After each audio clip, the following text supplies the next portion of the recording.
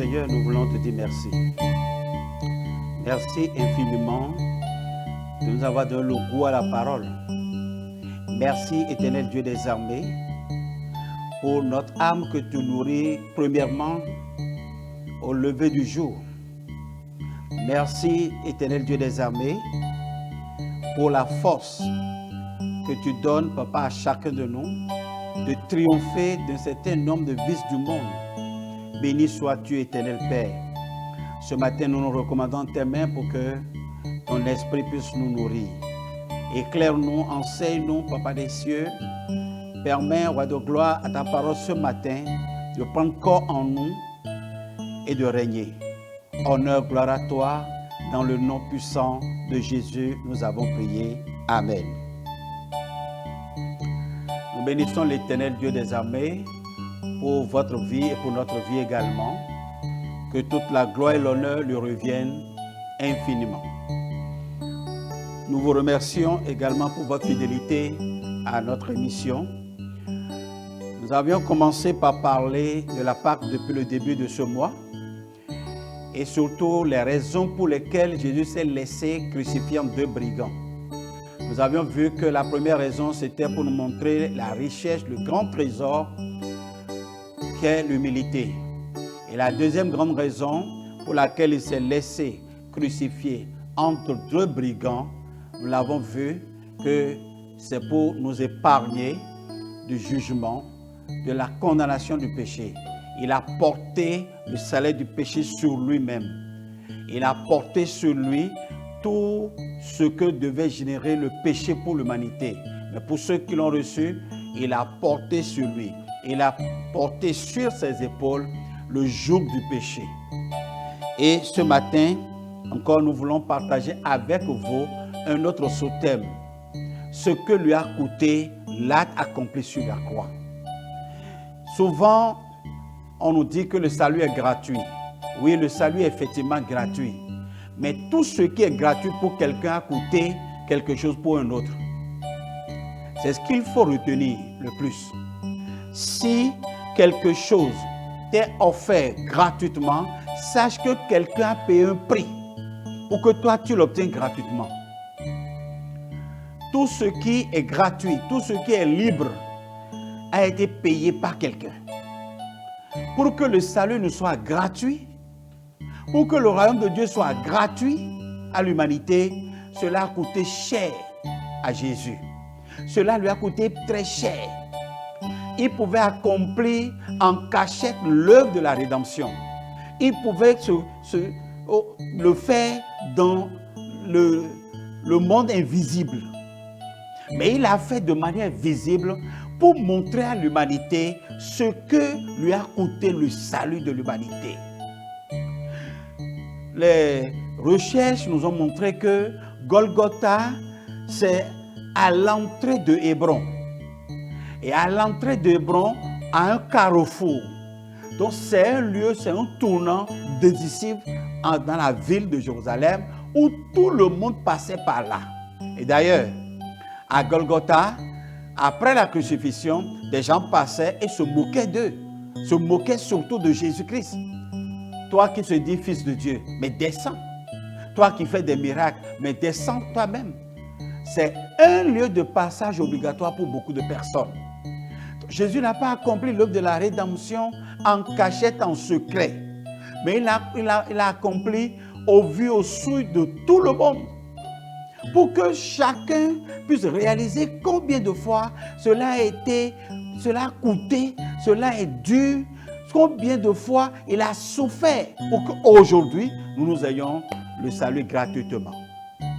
Frères et sœurs dans le Seigneur, la mort de Jésus sur la croix nous enseigne la mort de la chair, la mort à ce monde, la mort aux pratiques de ce monde, la mort à la vie nulle de ce monde, la mort aux choses de ce monde. Et dans le livre de Romains chapitre 6, on va lire à partir du verset 2. Il dit, certes, non. Puisque nous sommes morts au péché, nous n'existons plus pour lui. comment pourrions-nous vivre encore sous son empire? Celui qui a reçu Christ, et Paul l'a démontré, il a démontré comment on est mort pour le péché. Auriez-vous oublié que tous les baptisés ont fait acte de mort au péché? Ou bien, ne savez-vous pas que nous tous qui avons été immergés en Jésus-Christ, nous avons été plongés en sa mort? Par le baptême, nous avons donc été ensevelis avec lui afin de partager sa mort. Tout ce que nous étions autrefois est à présent mort et enterré. Tout ce que nous étions, nos titres ronflants, le nom par lequel les gens nous appellent et ça nous fait plaisir. J'étais à une réunion un jour où on voulait présenter un grand homme. Et puis, le speaker a fait une erreur grave en disant un membre de telle association est ici. Il a ramené à l'ordre. Il dit ce n'est pas un membre. Tu me connais toi très bien. Je suis le président de l'association. C'est ce qu'il fallait dire. Vraiment, j'ai été sidéré. J'ai eu la chair de poule. J'ai dit, mais qu'est-ce qu'on y gagne si on ne dit pas ça? On paie quoi? Si on dit ça, on gagne quoi? Est-ce que ça enlève le titre? Est-ce que ça m'efface? Est-ce que je disparais? Frère, aujourd'hui, nous sommes à l'ère du titre. Des titres les plus ronflants. Je ne veux pas lister ou bien faire une liste exhaustive. Non. Vous-même qui m'écoutez, vous en connaissez bien. Vous savez bien de quoi je parle. Frères et sœurs, la Bible nous dit, auriez-vous oublié que tous les baptisés ont fait acte de mort au péché? Ou bien ne savez-vous pas que nous tous qui avons été immergés en Jésus, nous avons été plongés en sa mort? Par le baptême, nous avons donc été ensevelis avec lui afin de partager sa mort. Tout ce que nous étions autrefois est à présent mort et enterré. Tout ce que nous étions autrefois est maintenant présent. Si réellement j'ai fait le baptême selon les prescriptions bibliques, pendant qu'on me plongeait, pendant que j'étais immergé dans l'eau, plongé dans l'eau, immergé dans l'eau, ou bien trempé dans l'eau. La Bible dit, Pierre nous a dit que ce n'est pas seulement laver les souillures du corps, mais c'est un acte spirituel, hautement spirituel. Quand on me plongeait dans l'eau là, c'est un symbole fort, c'est un signal fort que je lance aux entités spirituelles. Je leur disais, je suis mort à tout ce que j'étais. Tous les grands noms par lesquels on m'appelait. Toutes les places honorables qu'on m'accordait. Je suis mort présentement, je suis mort à tout ça. Oui. Et enterré, j'ai tout enterré. J'ai enterré toutes ces choses. Il y a certaines personnes, ils sont caractérisées par la violence. Et quand tout le monde les reconnaît par cela. On dit, s'il était ici maintenant, il allait te terrasser depuis. Il allait te violenter depuis. Et lui-même s'enorgueillit par rapport à ça. Non, tu es un beau parleur. C'est toi qui as les bonnes blagues. C'est toi qui attribues des noms aux gens. Et tout le monde pouvait te glorifier pour cela. Non, tu as la magie des idées, des pensées biscornues. C'est toi qui sors les stratégies, les méthodes pour dévaliser les gens, pour faire tout ce que tu veux. Tout ce que tu étais autrefois est enterré, est maintenant mort et enterré. C'est ça la mort au péché. C'est ça la mort au monde. C'est ça la mort au siècle présent. Et pourquoi cela? Vous savez que le Christ a été ressuscité d'entre les morts par la puissance glorieuse du Père. Et il dit, nous aussi, maintenant, voilà ce qui nous concerne, nous aussi, nous avons reçu une nouvelle vie et nous sommes appelés à mener notre existence sur un nouveau plan. Car nous sommes devenus un seul et même être avec lui. Nous lui avons été incorporés comme le greffon et son porte-greffe. Si donc nous avons été implantés en sa mort pour mourir avec lui, nous le serons aussi en sa résurrection pour revivre comme lui. Comprenons donc que l'homme que nous étions autrefois a été cloué à la croix avec instrument docile du péché, soit neutralisé.